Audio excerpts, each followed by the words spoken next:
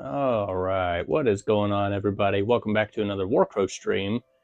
This got turned around a little bit quicker than I would have expected, just because I actually really enjoyed it the first time and I wanted to play the third scenario. A couple things. I am just an idiot, I think, when it comes to the events, because the numbering system was really throwing me off. And in reality, I mean, to be fair, I don't guess they really needed to do that.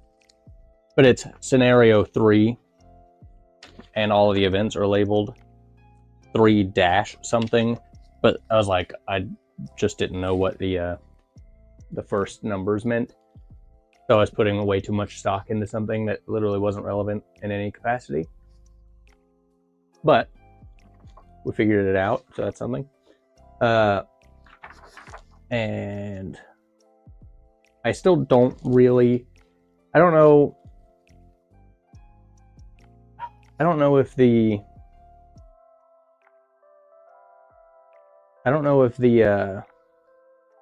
wording isn't clear or if I'm not reading it correctly, because still the layout of some of this stuff seems really kind of confusing.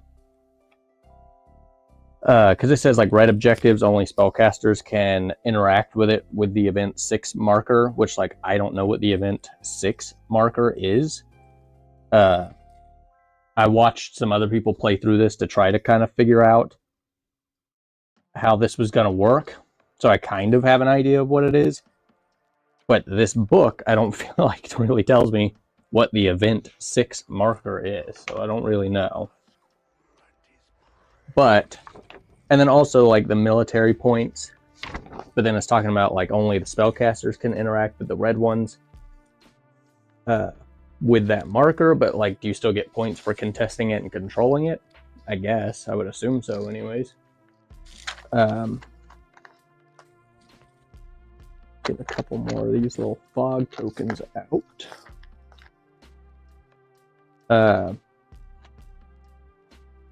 And we'll get more of these as needed. But I think I'm gonna score using these little baby dice that I got.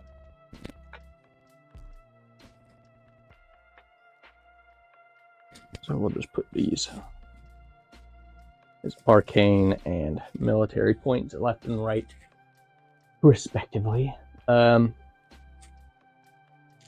I'm also going to, I looked for quite a while for a Morab.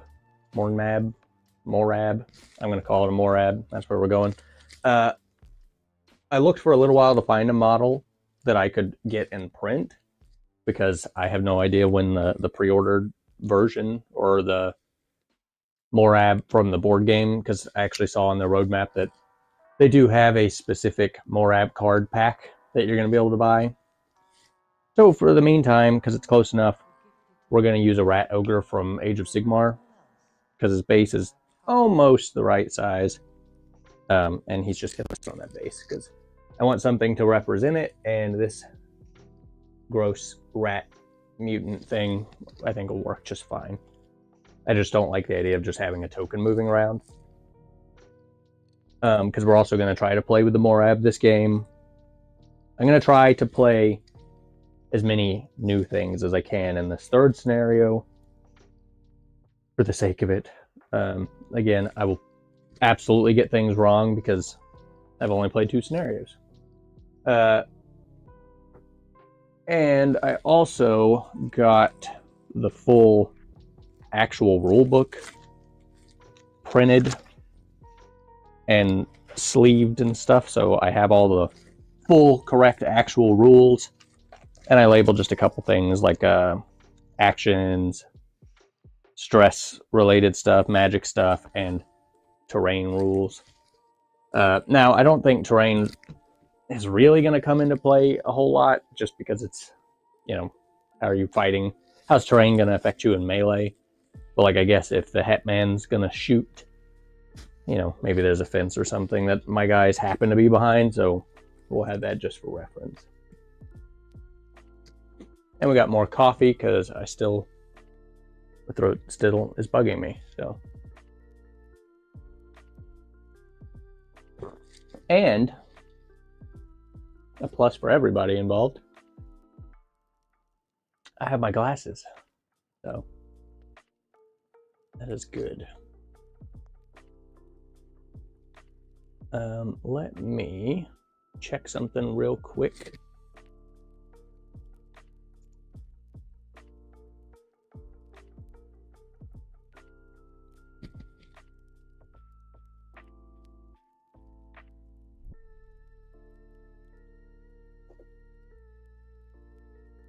And I was hesitant that I was going to sneeze there, so if I do sneeze, I will try to not obliterate you guys. Also, we might potentially play with tinge or something this game. We'll see. I'm not wholly understanding of it, but we'll figure it out. We'll go ahead and swap here. So just given the setup of this, so there's supposed to be a forest here in the middle. I'm literally just going to be kind of drawing a line around these trees from their circular bases. I find it way more engaging playing with actual stuff. Now I get that makes it kind of hard to see, and because of this paper mat, you're getting a little bit of a glare, but I didn't want to use, I mean, I guess I could have used, probably should have used. But I guess more specifically, I'm not sure which angle is going to be better, because I was also going to put it here, because you could see more of the main portions that you can't really see over there. So worst case, I'll just pick this camera up and show you anything that you might need to know every so often. So I think that's what we're going to go with for right now. So I'm going to roll for initiative. This is my roll. Again, I'm going to play the orcs, but I'm going to play them both as best I can. So this is my roll. I got 2, and they got 1. Okay, so I've got initiative. So I'm going to make them go first. Which, because I didn't really play the narrative scenario the way that it was supposed to be played, nobody has the key or anything, but we could still open the door in the middle, which I guess I could have looked to see if I had a good representative piece of that. I guess I could have used this, but yeah. That doesn't really fit, does it? So we can still open the door. You just have to take a test.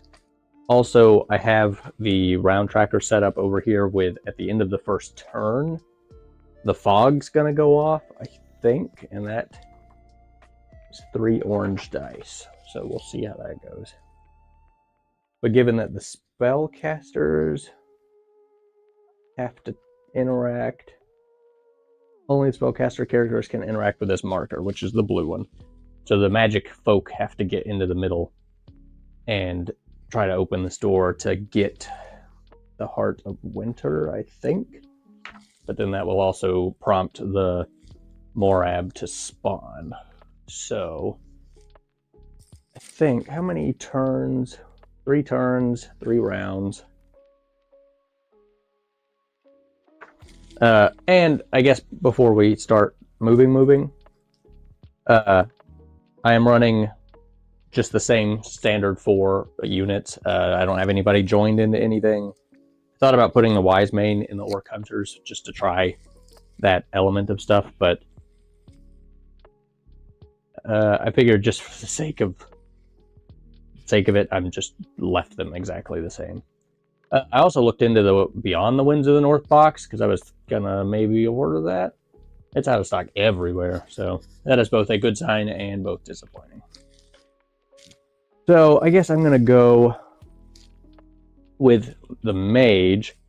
Something to keep in mind here, which it kind of blends in too well, is I do have these two little forests on the bases, so that is their perimeters. So these bases under the trees block line of sight for light forest. Block LOS.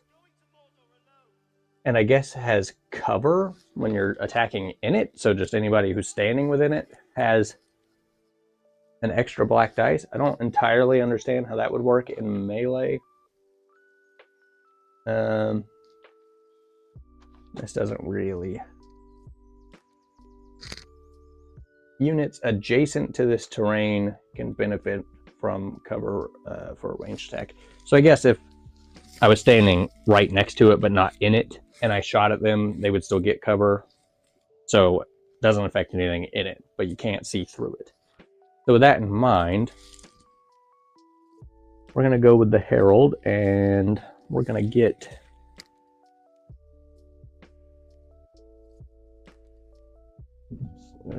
moving into this forest.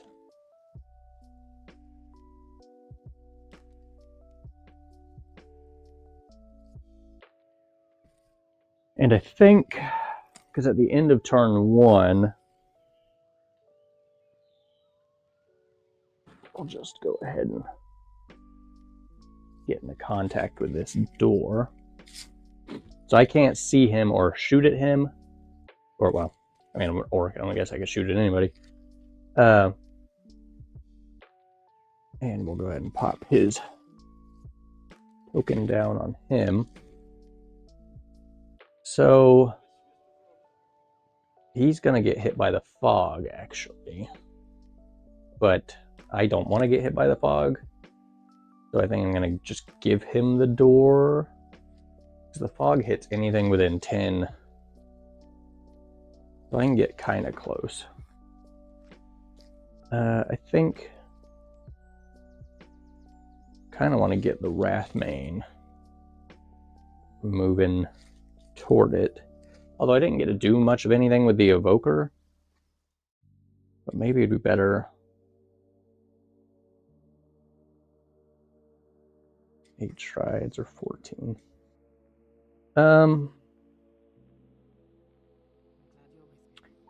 Let's trying to think who my most offensive force is to get in there and try to kill this dude after he picks it up. But he's going to get to make a move out if he succeeds, because interact is a short action. So I also kind of need to be able to move, but it looks like all of my people move the same distance. Let's take... We're just going to take the hunters forward, I think. Because they have 2 health each. And if they get hit by the fog, they might be able to deal with that.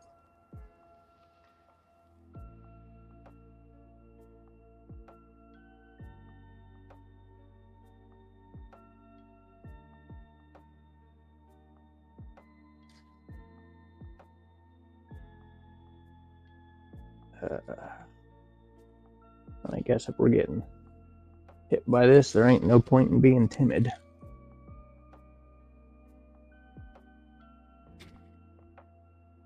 We're not quite in combat yet, but we are close. So that is turn 1, which means the fog is going to go off. Now, let me check. Also, sorry for being all sniffly again. I'm not, I ain't perfect currently, that's for sure.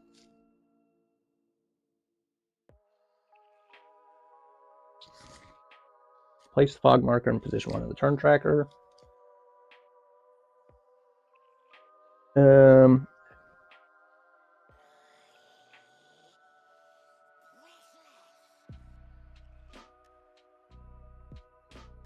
Make play anywhere. Yep.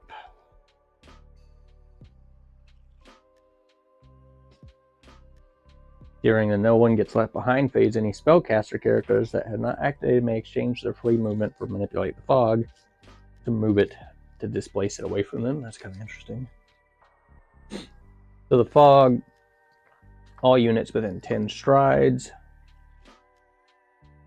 If you get a double exclamation point and they're a spellcaster, they get a tinge.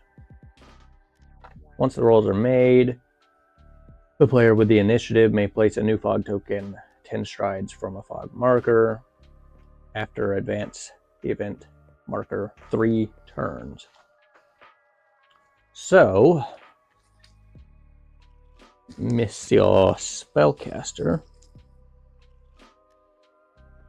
make sure that's correct. 3 orange, and the Herald defends with a blue and a black. So we're just going to roll all these. So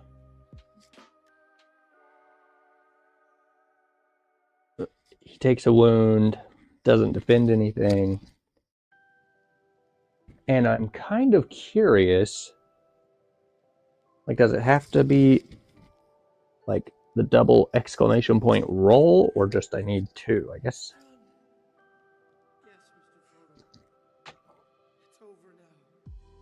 I feel like the way that they're depicting this, because on the player cards, it's like 2 separate dice with exclamation points. Whereas in this, it's just 2 exclamation points next to each other. So I'm going to take that as a, it has to be 2 specifically. But they do take a wound, which means they've only got 1 left. Let's check the Orc Hunters. Green and 2 blacks. So we got 1 wound and 1 save, so they're good. So that was a worthwhile thing. And now I get to place a new fog marker 10 away from the other one, so I'm just gonna set that right in their way. And then we move the fog marker 3 turns. 3. So turn 4, we'll have more fog stuff. So let's see. I think because this mage is not looking so hot now, I'm probably just going to stress them again and try to open this door and get it away. So we're going to stress the Herald.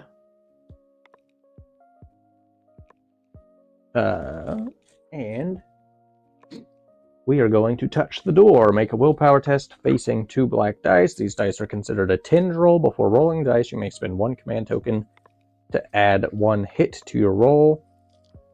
As soon as you place the hand on the door, a terrifying snarl is heard, and the earth shakes. A wild monstrous creature appears composed of multiple living bodies. It leaps next to the doors as if many bloodshot eyes. It glares at you. If the event 2 marker positions. Okay, so that is the Morab. And then if I roll 2 hits on this willpower test, I guess the mage gets to kind of control it and place it where they want, I think is how I get that. So, Herald is 3 orange dice for willpower. I guess I'm going to spend a command token, which I guess I was also kind of doing this wrong. So the characters have little symbols on their banners, which I thought just each person who had like the high command got 1 token, but there's different there's different values on their little banners. So I guess like he would have 3 tokens and he would have 2 tokens. I'm gonna guess that that's how that works. So that's what we're gonna do. Let me get these guys out. Which in this case, each of us have 3.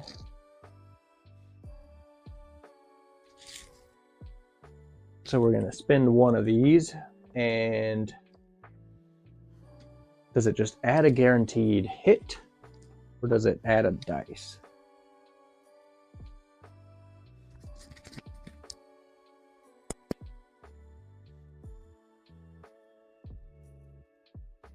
Check, check, check. Okay, sorry.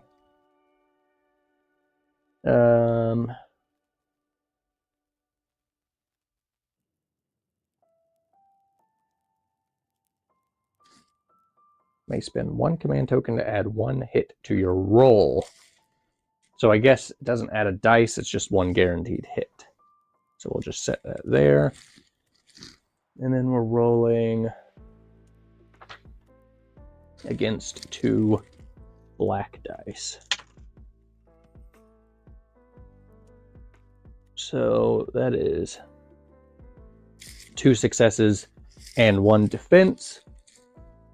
And no hollow, so no tinge, I don't think. But what sucks for me, what's up, Bomb, is because there's 2 hits there that mage is going to get to place the token, the Morab token, which I'm not going to put the mini on the board. If 2 or more hits, the doors open with a crash, releasing a column of wind, snow, and ice. This time, there is no doubt a voice is shouting in a language as old as the world as it comes to a wild and monstrous creature composed of multiple living bodies, ignores you, heading straight for your enemies. So, deploy the wild Morab?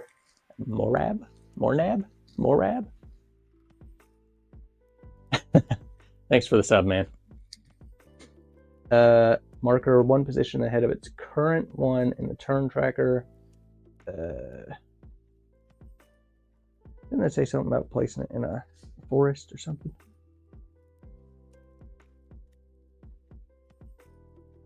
I think this guy is going to wake up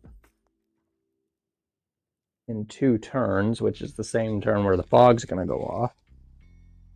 And I'm pretty sure, can't find it, but I think you place this near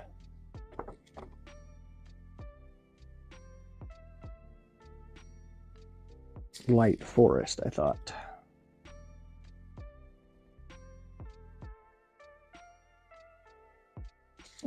Not in play, deploy the wild Morab inside the light forest of your choice. Ahead of the current one in the turn tracker when it activates read. So I guess that gives me 1 extra turn. So it's supposed to go 2 turns ahead.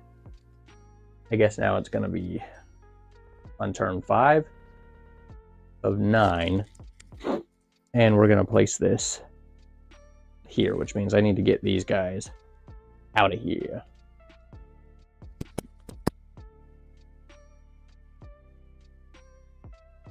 Sorry if me muting that microphone is deafeningly loud, but I would assume somebody wants to hear that more than me sniffling every 3 seconds. I apologize. Okay. So that is the end of turn... Or no, we're in turn 2. Sorry. So they do get the thing.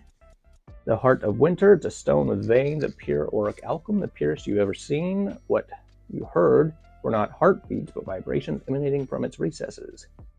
There's something worthy of a true leader. So, what do I want to use to even represent that I have this? We're just going to use this blue token.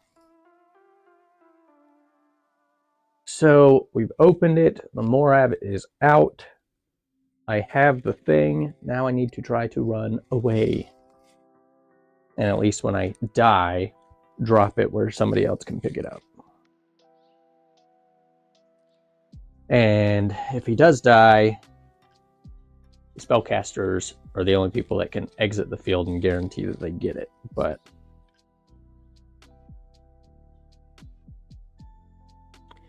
so he moves to the 4-3.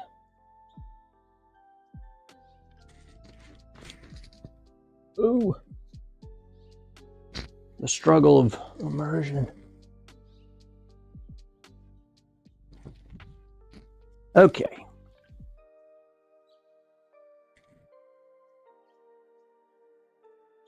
And that does give me the middle point.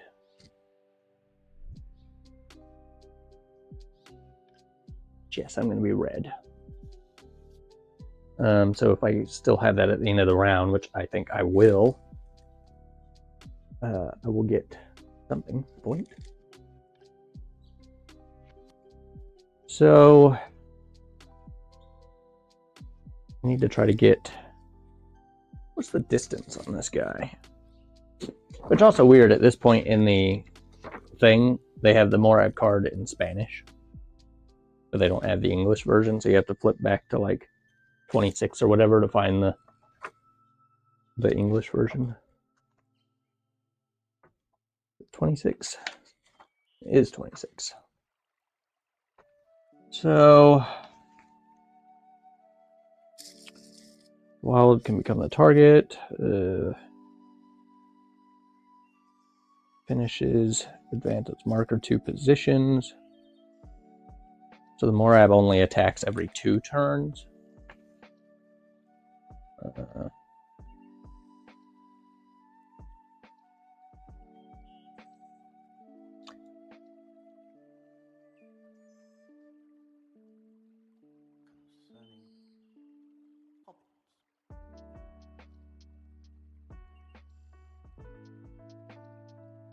So this doesn't really say how to target units within 18 strides. And it targets the highest wound model. Stick this card here as a bookmark. Okay. Yeah, I need to try to get these people out of here. So I think, because he's not going to be able to see me if I move. And I still have one more move after this. And he's not within 18. How does that work if he can't see anything? Does he just kind of stand there? How does that work? There's always been a Baggins living here under the hill. Morab will take a target of the unit that it has line of sight, roll red dice, and select the unit that meets the requirements. In case of a tie, the player with the initiative chooses the target. If no one... Yeah, so what if he can't see anybody? Does he just do nothing? I don't know. But I think we're going to take this evoker and move over here with the hope of getting behind this fence to help being shot at and potentially cast some stones on people. We got a 3-2 move.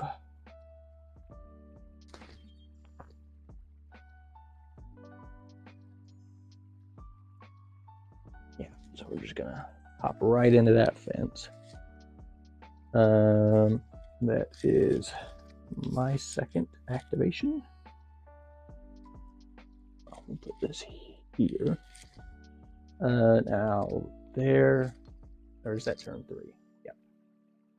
So now we move into turn 3, round 1. And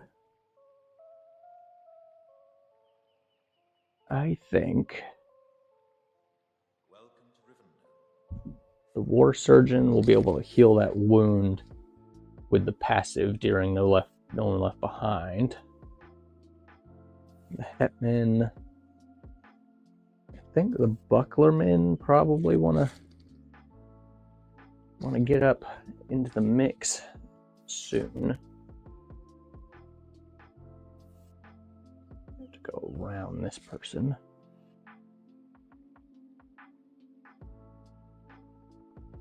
And 3.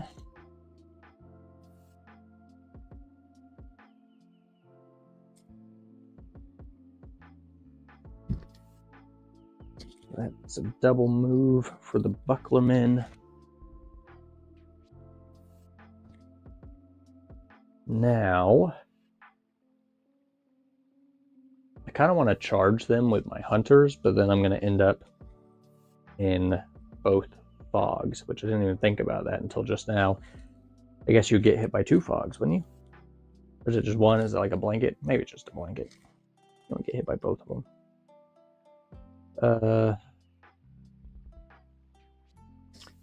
I think they have to be within 3 to contest, which they will not be in this round, thankfully. I think I'm going to go ahead and continue getting people out of here. And we're going to take the Wise Mane. And we're just going to double move our old ass away. And we'll reassess next round. That is the end of this round. I'm going to go ahead and grab these tokens. And we got to move the no one gets left behind people, which the War Surgeon's passive heals 1 wound if you're within 5 strides. That should not be a problem. They move with 3/3. So I'm going to move here.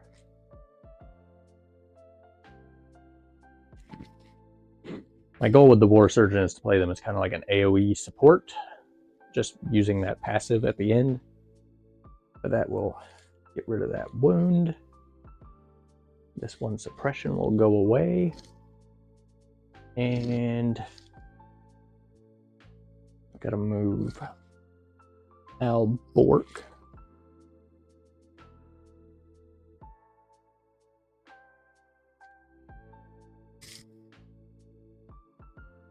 Three, 2.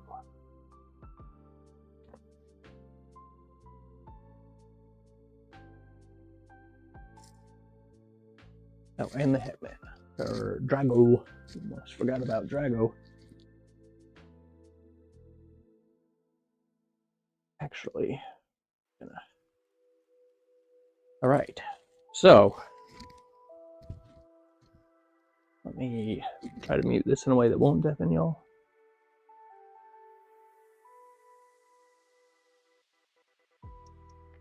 Goodness, I don't know if I should have taken allergy medicine or what. Anyways, so let me show y'all what we're working with here. So we've got the mage with the Heart of the Mountain or whatever, Heart of Winter. Wrong franchise, I guess.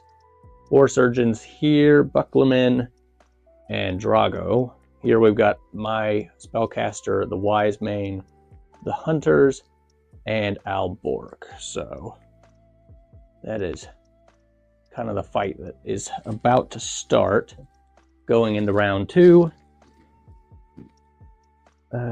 which is here. Let me go 1, 2, 3.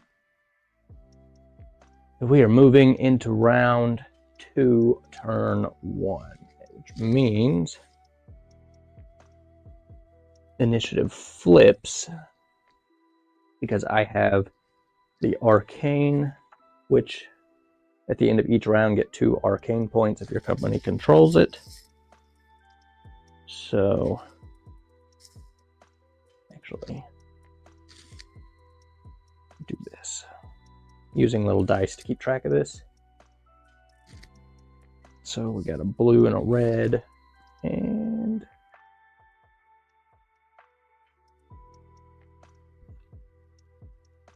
it's not a perfect solution. So there's 0, 0. I've got 2 arcane points. So they technically are down, so initiative flips, I think. So The mage, how do you extract with this thing?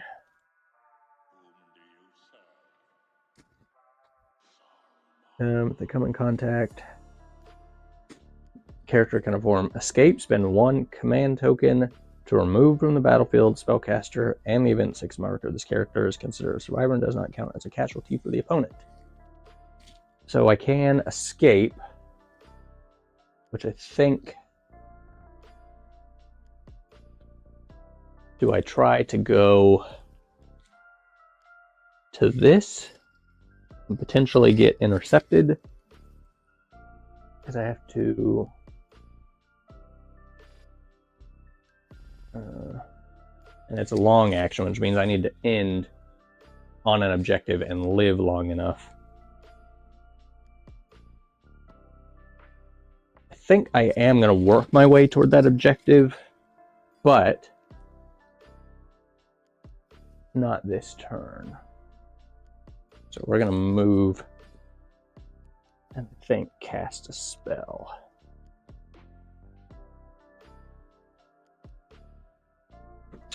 And if I die, well, I'll at least have people right there ready for it.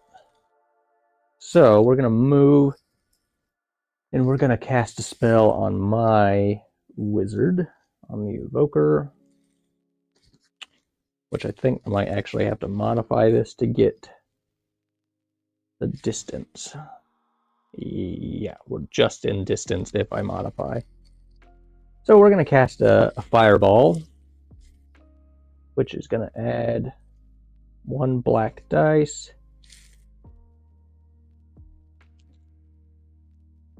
Yep.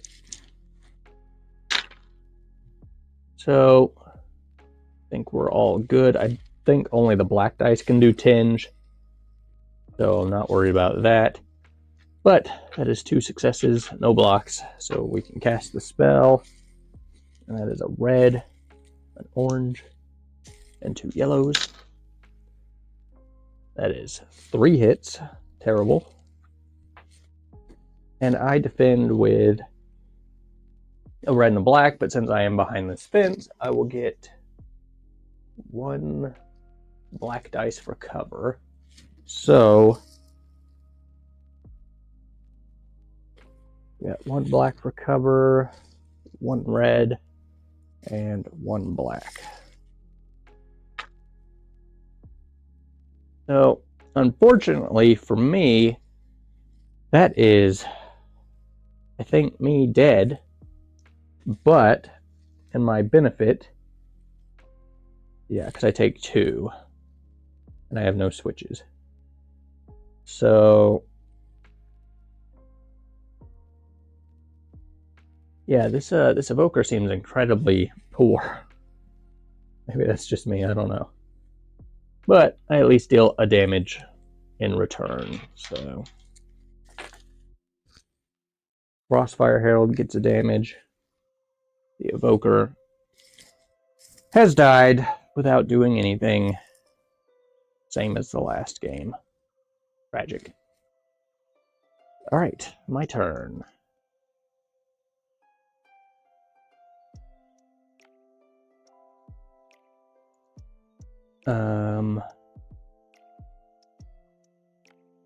Well, that sucks. That really sucks. Can you traverse over a fence? I don't think so.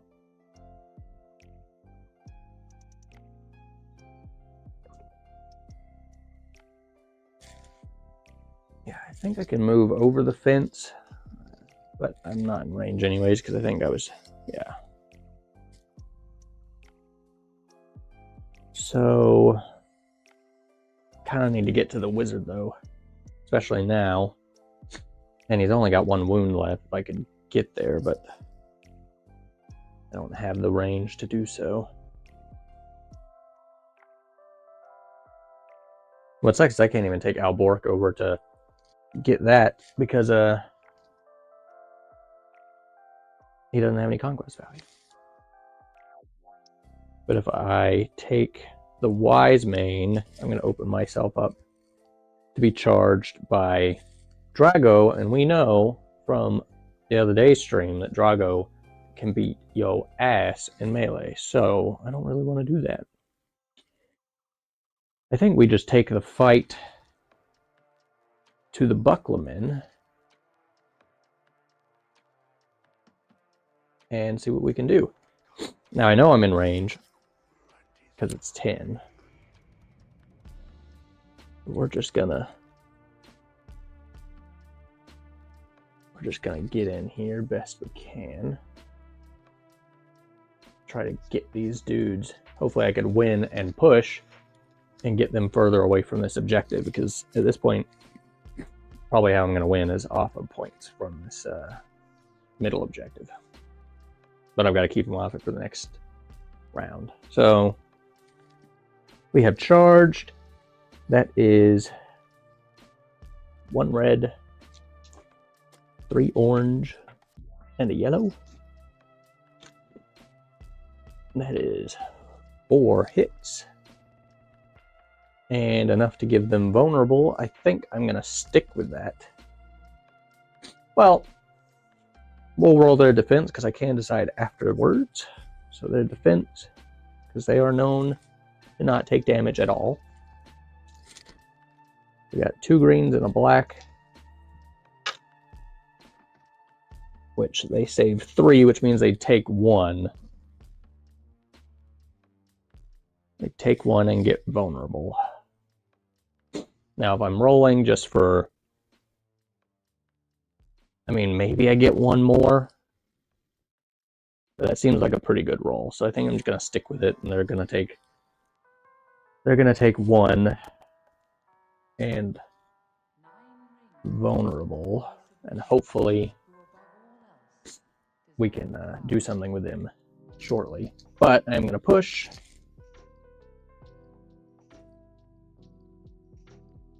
So they're going to get pushed. And I am going to follow.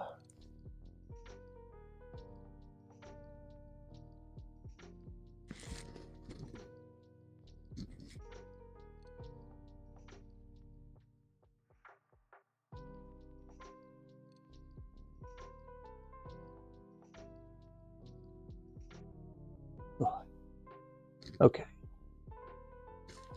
And because they lost combat, they're going to stress, which is... I just don't see why, in most situations, I would ever want to take a second stress to not get pushed. And I don't think I could, because it'd take me over my morale value. So, I don't know. So now it is their turn. Now I guess I could stress the mage to get him onto that point. And that seems like probably a good idea, which kind of sucks because I wanted to play with more of the spellcasting stuff, but that's what makes sense. So that's what we're going to do. So we're just going to get here and we'll be ready for the next thing, if he can live that long, which, again, I don't think I'm going to have the range to get to him to try to kill him before he can get it out of here. So, but we'll see.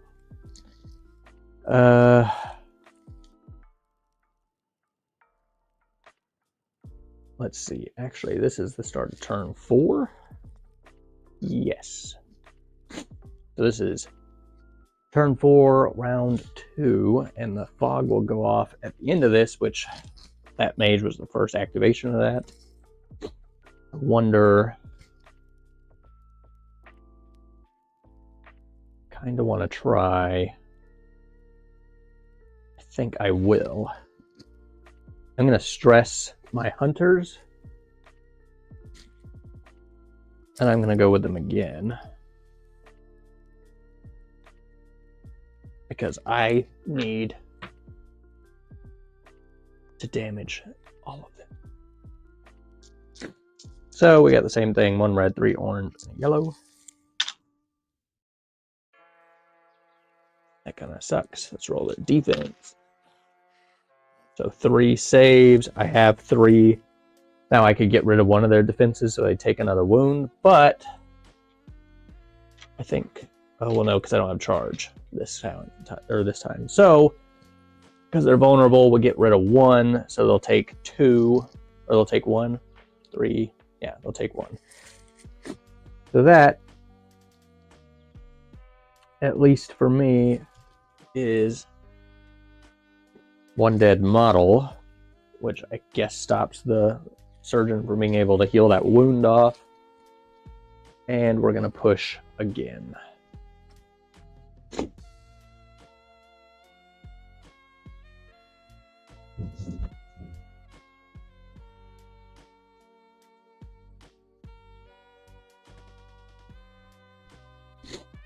All right.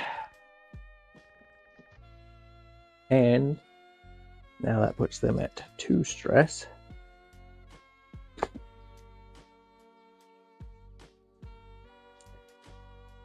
Which I guess technically they're demoralized now. Yeah, that works. I don't actually know. I'll check it in a minute. So now the fog's going to go off, which I think units within 10. I think it's just going to be this cluster here. Oh, and the Hetman. Okay, so their team's about to get fogged out, looks like. So, and, oh, maybe I already put it there. Yeah, okay.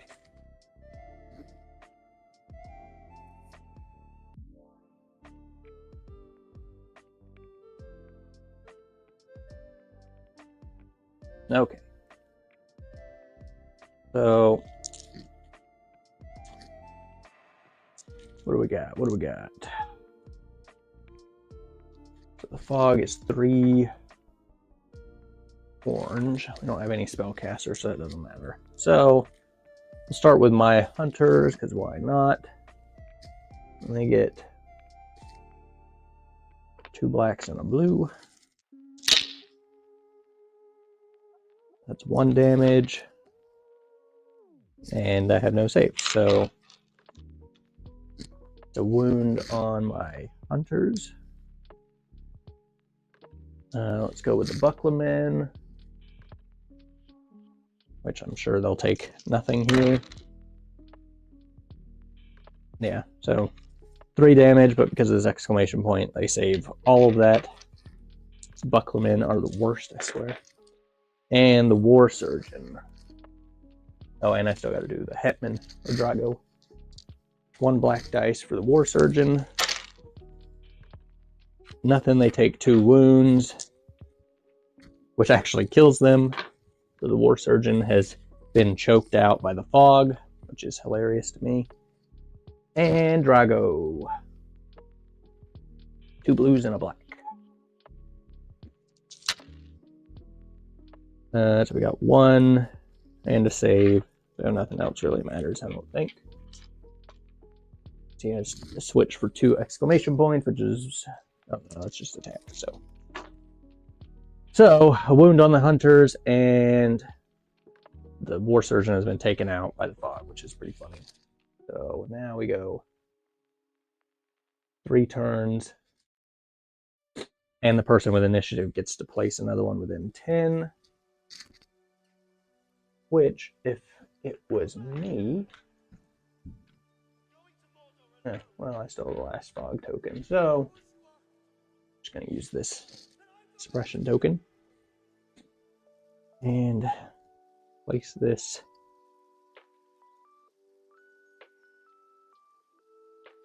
right here. So that is the end of round 4. So we're going into turn 5 of round 2. And at the end of this round is when the Morab is going to wake up, which I don't understand what it does if it can't get anywhere. I guess it just looks for the closest person, and it's going to move 18 strides. That's what I'm going to go with, which means even if he can't reach, he's just going to move and stop. I don't know if that's correct. That's what I'm going to do, because that makes sense to me. Okay, so it is their turn. Now, let me see. I don't think I can actually go with the mage again because of the stress that it has. Because it can't stress if it would go, or maybe it can. No, I guess I can. I was going to say, I don't guess I can if it would go above its value, but that would just equal its value. So we're just going to stress the mage again.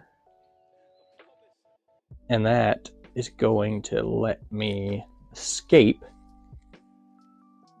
Which does what exactly?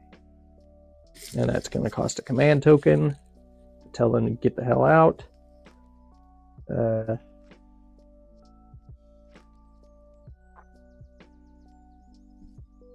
So, what do I get for that exactly?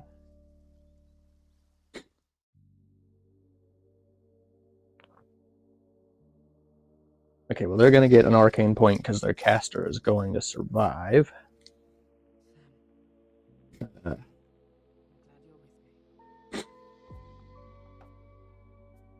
+1 if you eliminated the spellcaster, so they're going to get 2 because that's already happened.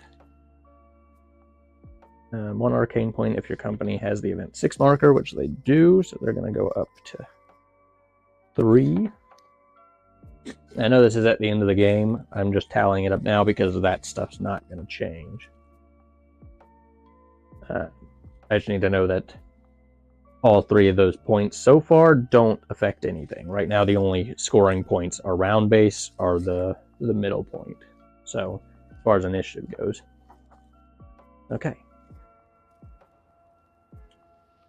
So, he has escaped with the point, the bastard. So now it is my turn. And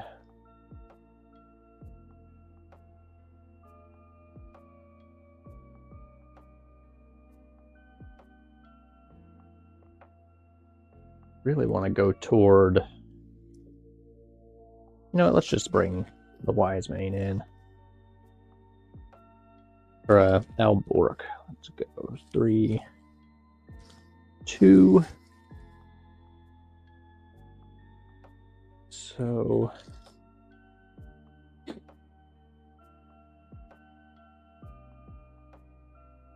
that is the end of round 5. So the Morab comes out and he charges. I'm not even going to bother rolling because it's the only. Oh, well, that put me just in range to get charged by this guy.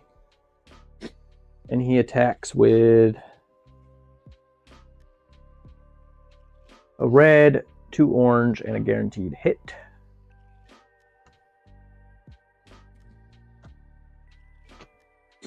So we'll set this here. That's 2. And then I think he has... Oh no!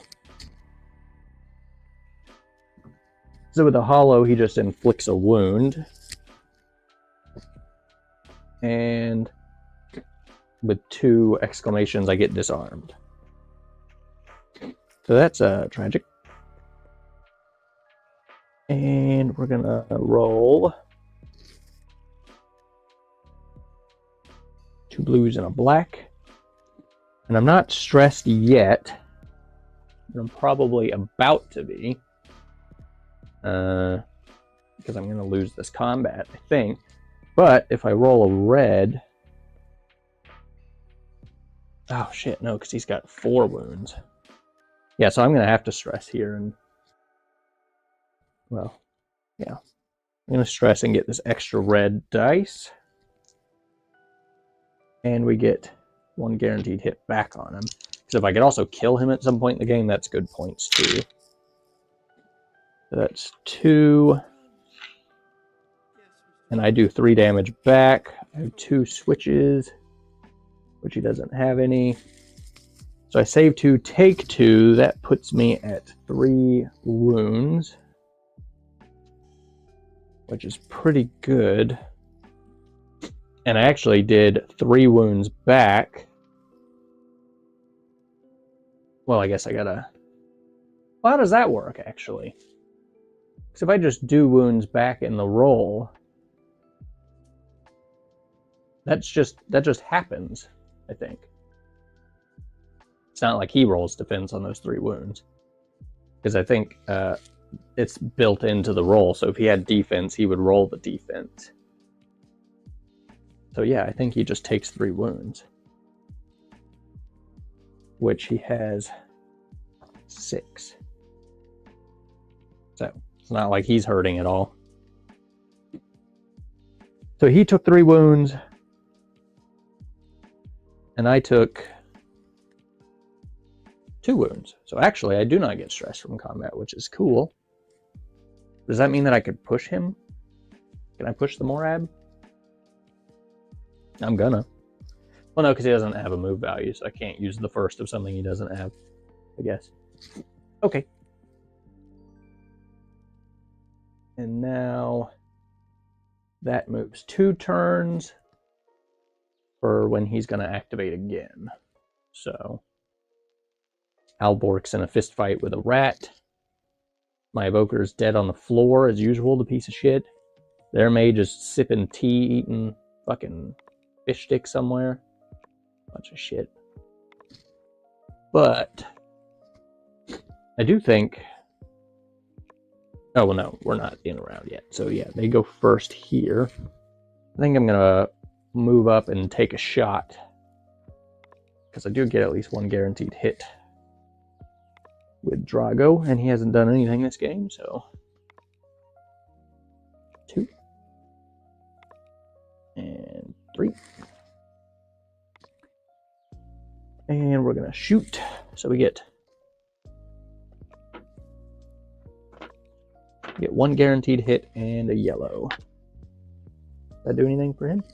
No, it doesn't. I've got 1 hit on the Wise Mane. And because he's behind this fence, I get some cover. Yeah, so he's fine. He's fine. Now it's my turn. And I think, actually, I want to charge into the Morab with the Wise Mane. His charge is 9. Plenty good. We're going to charge and an attack. And we're going red, 2 orange, and a yellow. Oh, yeah. And that makes him vulnerable, which I don't know if he can be, but damn best believe he's gonna be. So I got 4 hits, and he defends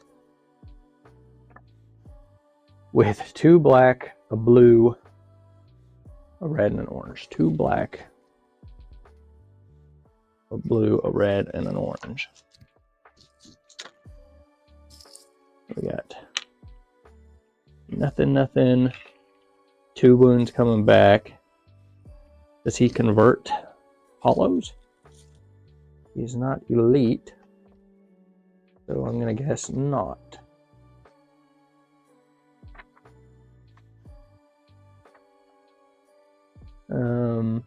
But I do dish out vulnerable back because I've got all these exclamation points. So now Wise Mane is vulnerable, and the Wise Mane takes 2 wounds in return, which, if I do say so myself, is a bunch of shit. But I think he's dead because he didn't roll any saves, and that's 4 damage. He has 6, so yeah, he's dead, which is cool for me. And that means that I get The Beast Tamer. The monstrous creature collapses to the ground and you tear out a fang as a trophy. However, you have to move away quickly because the fog begins to swirl over the corpse. Red thread ensnares the beast and carries it away, disappearing into the forest. So, that will give me 2 military points. And because we're at the end of round, I will get 2 more points for controlling the arcane point. And they get nothing. So,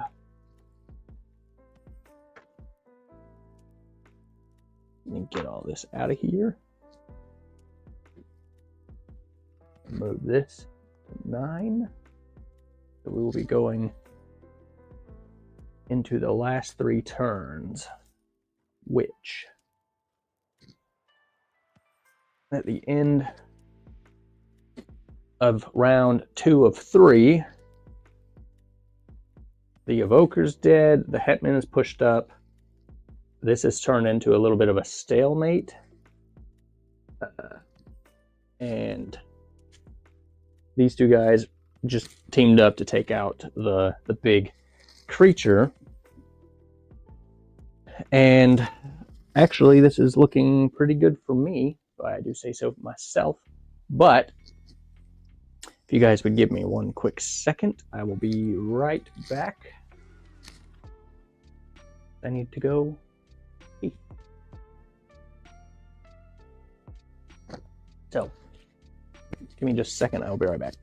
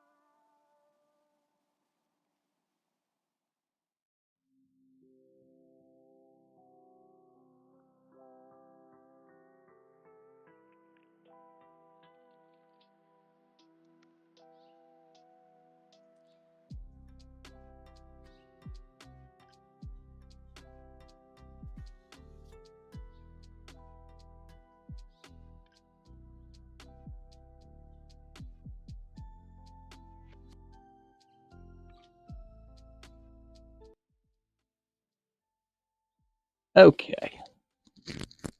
Move. The dog's not down here with me. Okay. So, I think initiative stays with them because they are still down, I believe. And I think the Hetman or Drago, he does have Conquest. So the Bucklermen don't necessarily even have to fight for that middle point. Actually, no, he's too far away. I was going to say, he might actually have gotten a point at the end of the round for that, but he's too far away.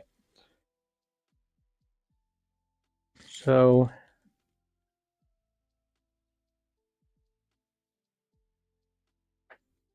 I feel like the Bucklermen need to try to disengage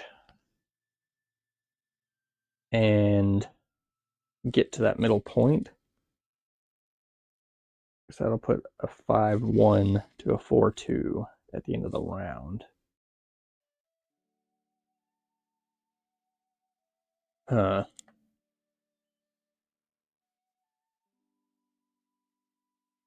know. Well, I think, let's see. Oh, no, because he's not going to be in range. I was going to say maybe I could drop back with Drago and shoot to get control of that point because he's just out of it.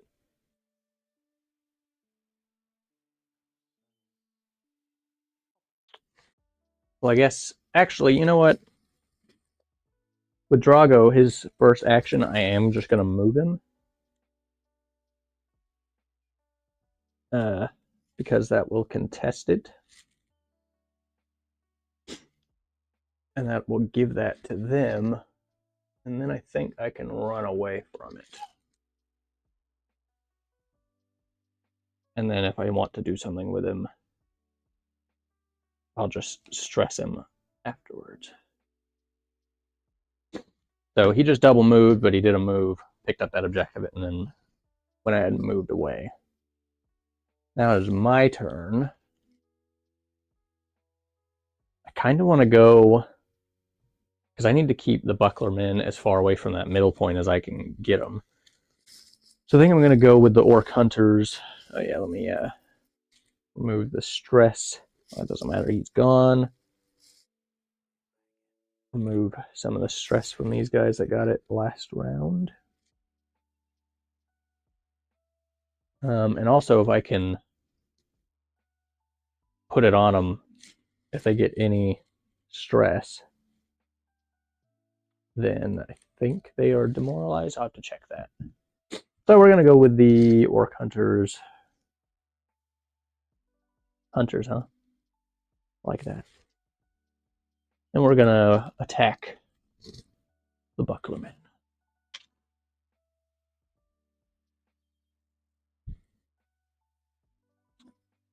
Well, that's just tragic, isn't it? So they do get vulnerable.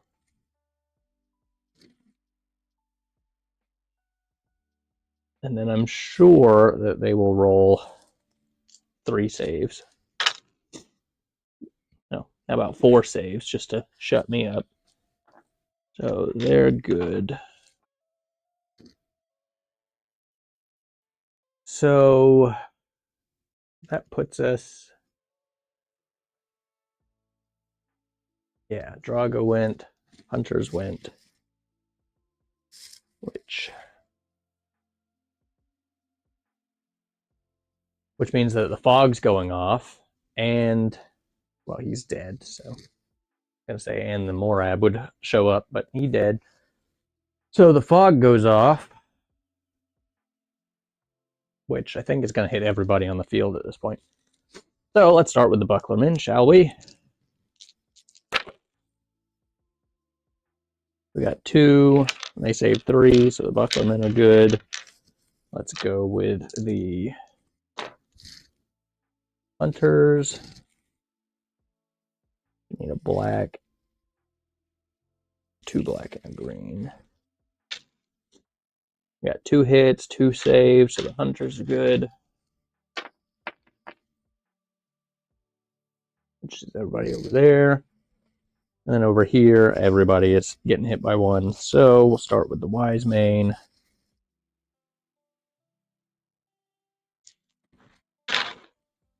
Two hits, 2 saves. He's good. Or Albork, sorry. I don't know why I keep calling him a wise mane. Now we have the wise mane with a blue and a black. 2 hits. He takes 2 wounds. I think that actually takes him out. The wise mane succumb to the fog. And Drago.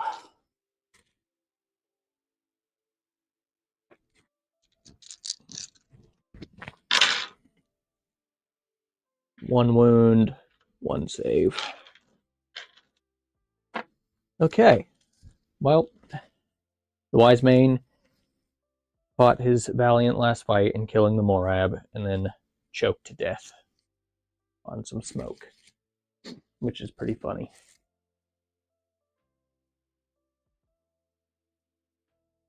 So sorry, I'm drinking my coffee. It's just way over there because I got so many books on the table. So the fog this game has now killed 2 people. It killed the war surgeon entirely, and it's killed or finished off the wise mane. Feels bad. So that is the last fog. We move into turn 8 of round 3. And they're going to go first for Drago. Drago, I guess, is going to go first. But actually, he can charge 8, which is just in range, and that's going to put him in range to contest that middle objective. And because Al Bork, the piece of shit, doesn't have any conquest value, that means Drago is going to flip this. And because Drago hasn't taken any damage, there's not really anything I'm going to be able to do about it, I don't think. So he's going to charge, which that's going to give him a stress for activating again. And he rolls a metric shit ton of dice in melee.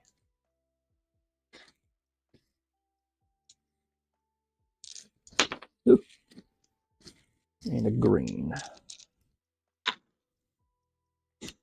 So 3 hits. I'll roll my defense first to see if we take that charge reroll.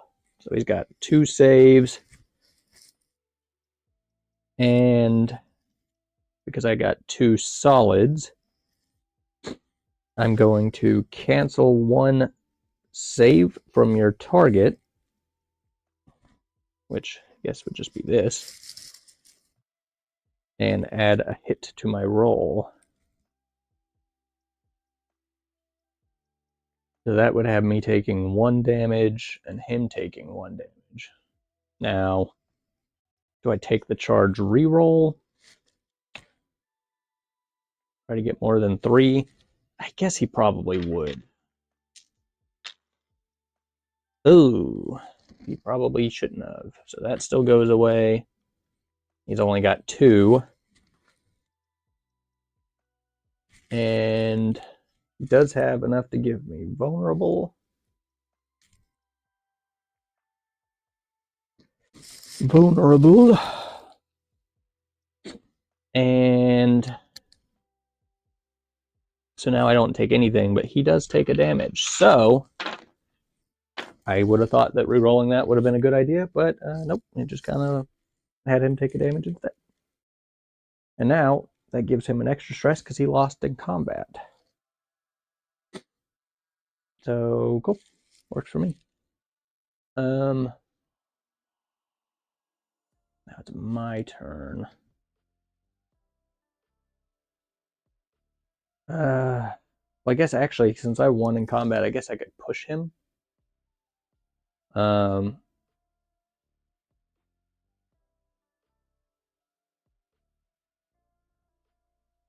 I'm gonna have to get crafty, I think, here. So I am gonna push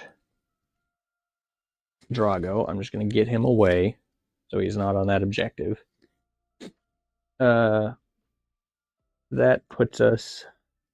Okay, yeah. So now I go, and I think because I need to get the hunters back.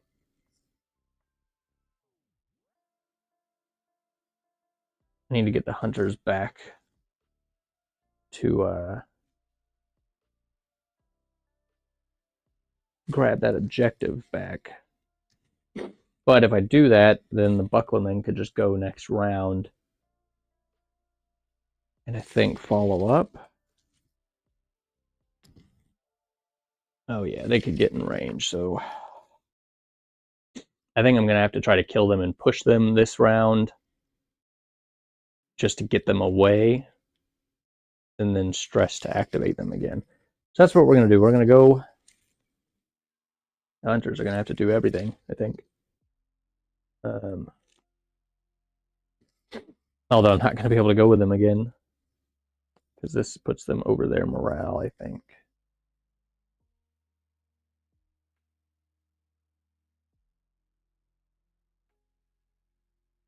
I don't have any command points that could help. Damn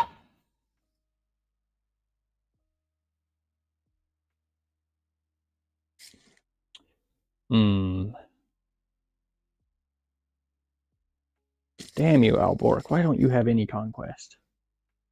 Because if I displace, they're just going to get there anyways.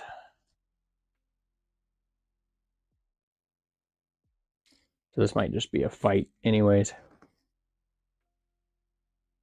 Well, we're going to stress. Well, I guess I can. It's just at the beginning of my next activation, which there won't be. I would have to check and see if they're going to be able to be activated. I don't know. All right, hunters, let's do this. You're my people. Don't let me down. All right, so we got 4 hits. That is not terrible. And they could be vulnerable, but they've already got vulnerable. So let's roll. And that is 3 saves anyways because of the exclamation points. But vulnerable, get rid of one of those. So they take 2. Which means that that's another dead guy. Which does drop their conquest value to 1. But I don't think it matters. Well, actually, this might matter because of that combat. They are now at 2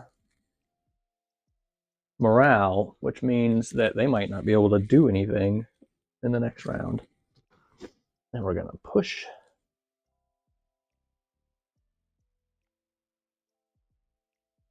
And we are not going to follow up, because if I could stress them one more time at the end of that activation, which, because it's the last round, it's not going to matter, and get back in range of that, that would be good. Okay, so we're moving into the last turn of the game. They're definitely going to get that military point. My goal is to get back to the arcane point in the middle with the hunters, and we'll just see how that goes. So I need to look and check stress. If your unit is stressed beyond its morale value, you must pass a willpower test at the end of your current activation. If you do not pass it, your unit will become demoralized and must flee immediately. Your unit's morale value indicates the maximum level of stress it can handle. At the end of its current activation, if it has a stress level higher than its morale, it must pass a willpower test to avoid becoming demoralized.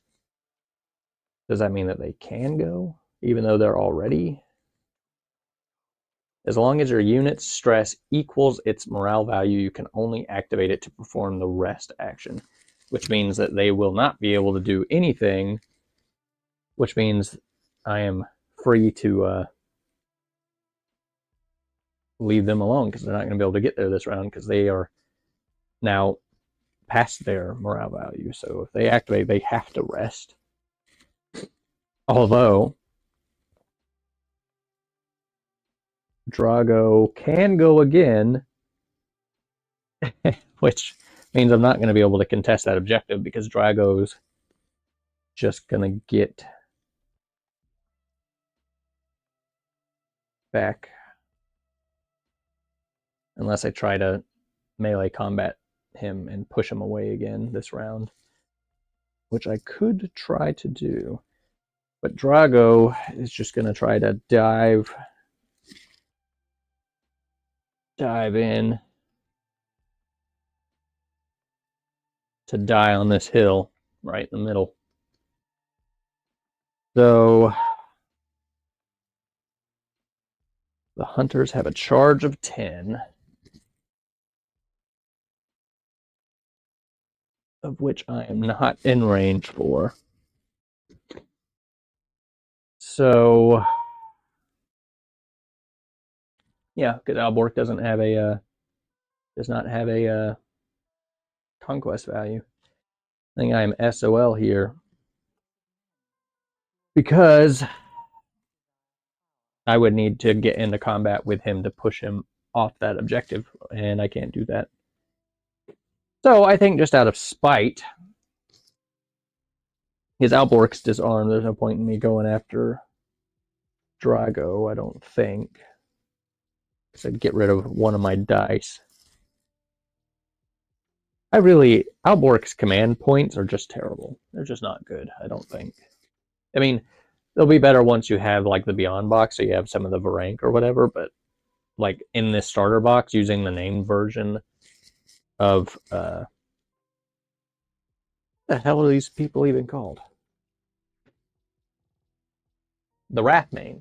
Wrathmane. I don't know, I just don't like it. I mean, I guess he gets a guaranteed hit on his rolls, but yeah, I don't know.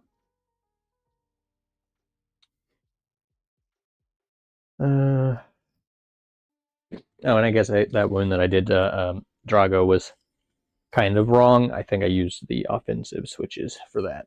So, whoops. Yeah, I think I'm just going to end this with a charge on the Bucklerman because I can't do anything with that over here anyways.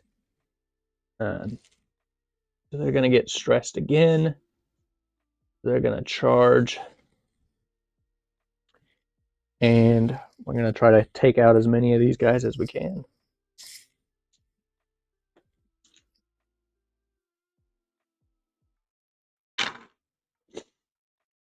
That's pretty damn good. 5. 2 greens? Yeah, 2 greens and a black. And wow, feels bad. That's a shield, and that's 2 shields, which means they'd save 4, take 1, which all I would do is wound 1 guy. So, damn it. Could take the charge reroll and try to swing for more, and I might as well. Let's just see if I can't kill 1 dude, but that was a pretty good roll, so I don't see that happening. Yeah, so 1, 2, 3, 4, and then they would get vulnerable. But so, best case, I did 1 wound. The way it played out, I did no wounds. So let's tally up at the end here. So they get 2, because that is the end of the round. They get 2 for the middle. They have 1. Neither high command died, but we do get 1 for each of us, our high command surviving.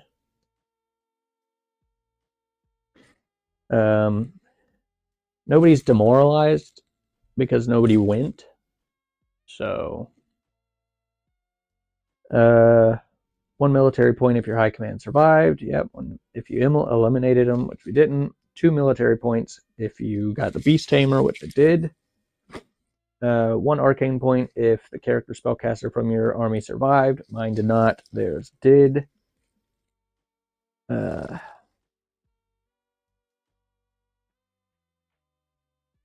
That's 1. Keep messing this up.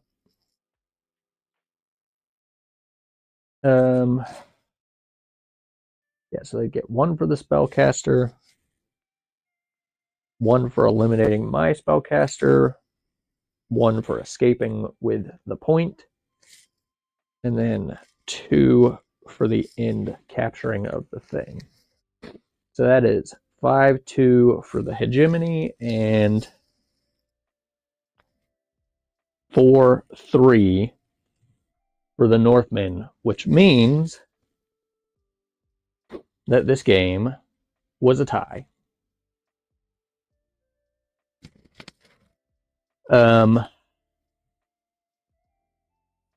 Now, the first scenario was a tie, the third scenario was a tie, and the second scenario was an absolute blowout, so I beat myself with the hegemony in this campaign, technically, which if you want to check the previous two campaign or scenarios out, that is in the previous WARCROW learning stream. That was a much longer experience. Now, I didn't play all the rules that I should have on the second scenario, which might have helped my case. Because like in this case, it was the scenario rules with the thing that even got me to the point of tying because of the beast.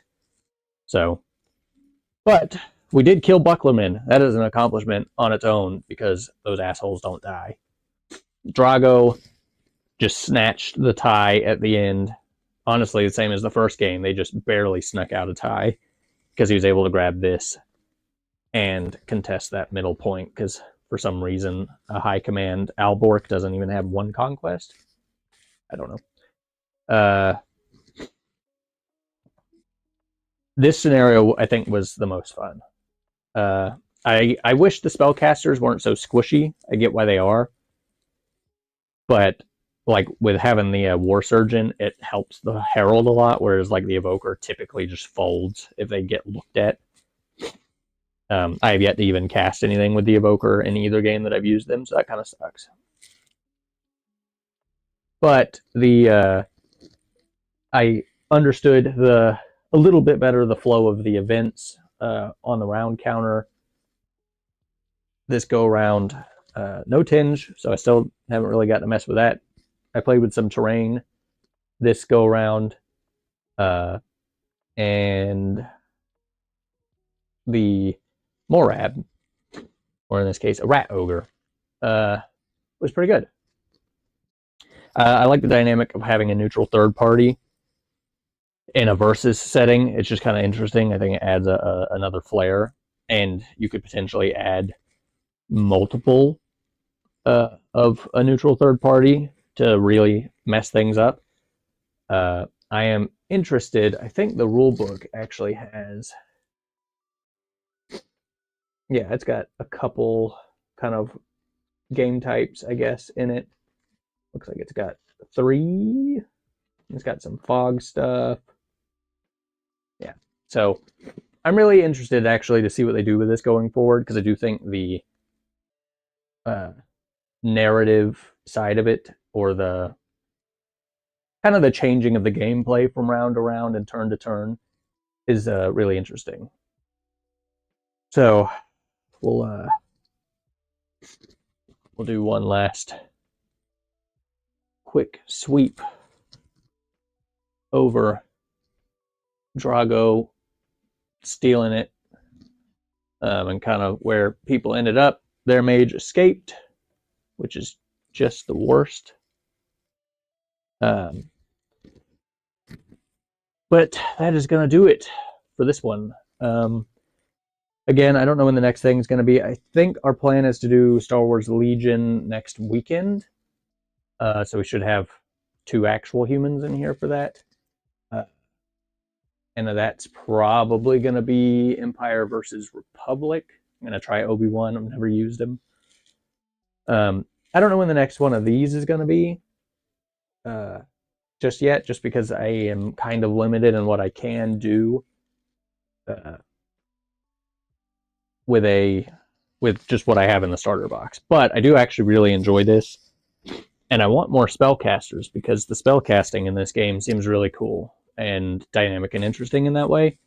So I want more of those, because the ones I have just die instantly. Like this Evoker is just folding instantly. I haven't thrown a single rock at anybody. So that's kind of disappointing. But yeah, so I don't know when the next WARCROW thing is going to be. We might, I guess I could go back and try the second scenario and try to implement some of those events and stuff a little bit better.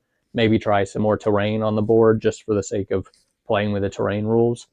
If I do that, that will probably be maybe Monday or Tuesday. I could do that. I don't know. Keep an eye out on the page. I will schedule that at least a day in advance, so you'll be able to see when that's coming. Because I do want to do that, just because the WARCROW game system I think is really interesting. So I wouldn't mind doing that second scenario again with some extra flavor. So if you want to see that, make sure you hit that sub button. Keep an eye on the page. You'll see when that gets scheduled. It'll probably be sometime early, mid next week. And then Star Wars Legion next weekend, hopefully. I think is the tentative plan for now, but coordinating people is a pain in the butt. So I cannot say for sure. But this has been a lot of fun. I appreciate those of you who sat through the whole thing. And I will see you in the next one, I guess. If you didn't, hit that sub button, hit that like button. It helps a ton. I will see y'all potentially early next week. Bye, guys.